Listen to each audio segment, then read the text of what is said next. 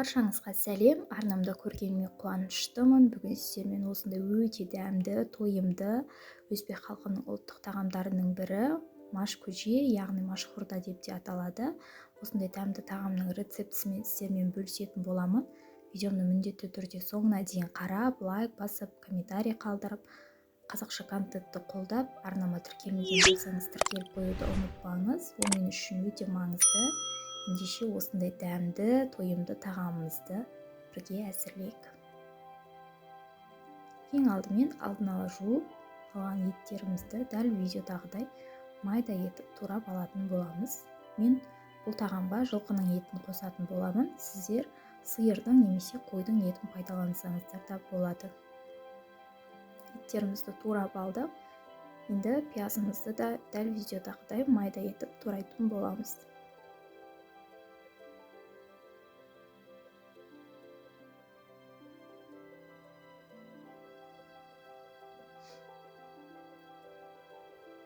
Бұл тағамды жасап көрмеген адам жоқ шығар деп ойлаймын. Өте дәмді тағамдардың бірі.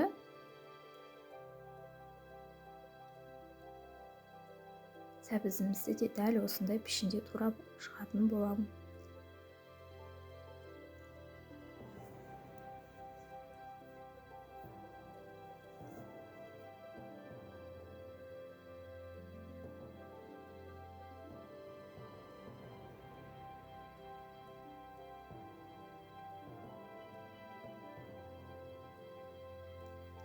Содан соң картоптарымызды да дәл видеодағыдай етіп турап алатын боламыз.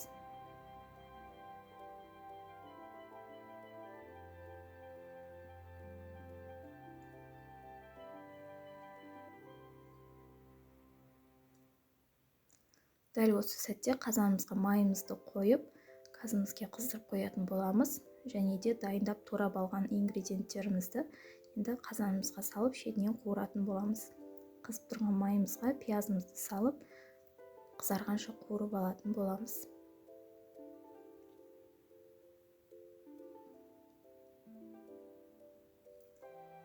Рецептінің толық құрамын төменгі описание бөліміне жазып қалдырып кететін боламын. Сол жерден қарап жасай берсеңіздер болады. Өте тойымды, дәмді тамақтардың бірі. Міндетті түрде жасап көрсеңіздер болады. Пиязымызды қуырып алдық, енді етімізді де қуырып алатын боламыз.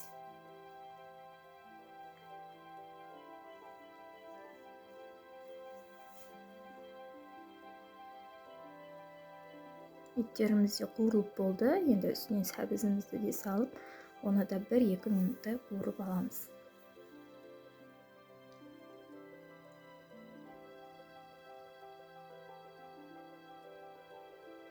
Содан соң картобымызды да салып, оны да жақсылап қуыратын боламыз. Дәл осы сәтте біз машымызды алдын ала жуып тазартып қоятын боламыз. Және де қуырылып жатқан заттарымыздың үстіне ең алдымен томатымызды салып,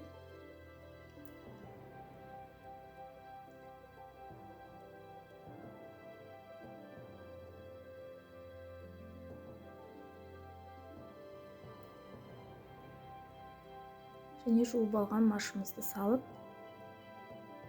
аздап қуыратын боламыз.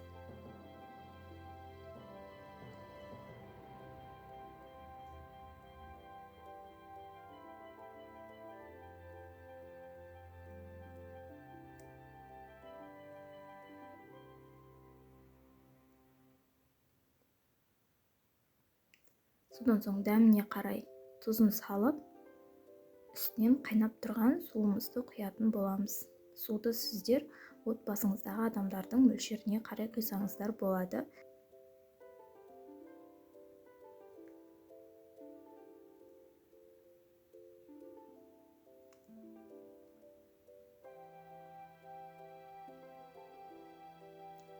Енді үстіне лавр жапырағын салып, қайнағанша күтеміз.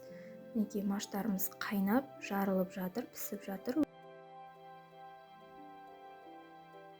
Маштарымыз піскеннен соң, оның үстінен алдын ала жуып тазартып алған күрішімізді де салып, оны да жақсылап қайнатып алатын боламыз.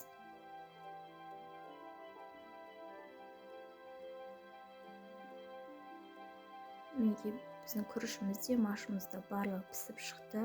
Біздің сорпамыз дайын.